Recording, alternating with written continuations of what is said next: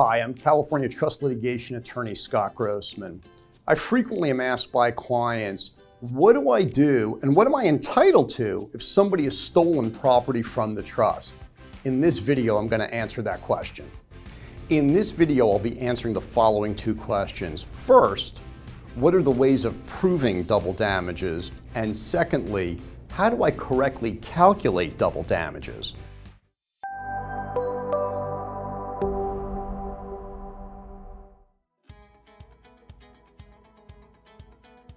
When you discover that somebody has wrongfully taken property from a trust, you may be entitled to double damages. I'm going to walk through the ways this can apply to your case.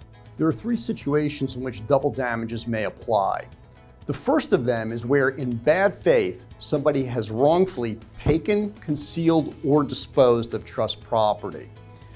Now, most often, this is something that gets applied against a trustee, but I don't want you to think that's exclusive. It is possible that a third party is responsible for this kind of taking.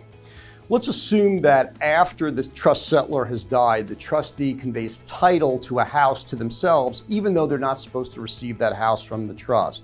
Well, that's pretty obviously a wrongful taking because the trust doesn't provide that they get the house. Bad faith, which also has to be proved, can be the stumbling block. And this is where it's going to be important through the course of discovery to get all the facts surrounding the transfer.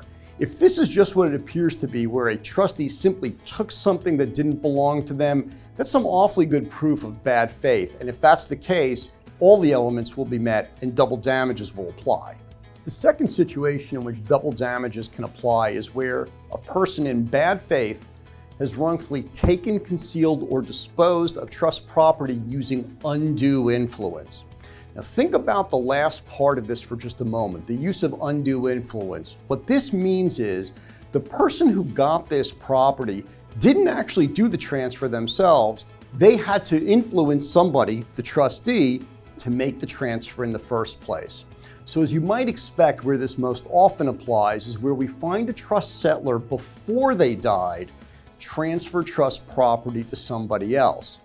Now remember, the settlor of a trust actually owns the property and they're allowed to do whatever they want with their own property. But if this transfer wasn't because they decided to do it, but rather because somebody used undue influence on them, then that becomes the basis for double damages. Just like the last example, you want to get all of the facts to understand why this transfer occurred. The third situation in which double damages can apply is where a person in bad faith has taken, concealed, or disposed of trust property through the use of elder financial abuse. Now, in order for elder financial abuse to occur, the person who owned the property, the trust settlor, has to be 65 years of age or older. And similar to what I discussed under undue influence, what it really means is not that the person who received the property did this on their own, but rather they used some kind of improper persuasion on a person who's over 65 in order to make the transfer happen. Here too, you've got to examine all the facts. You would think that measuring double damages would be crystal clear. Unfortunately, there's actually a split in California courts that does muddy the waters just a little bit.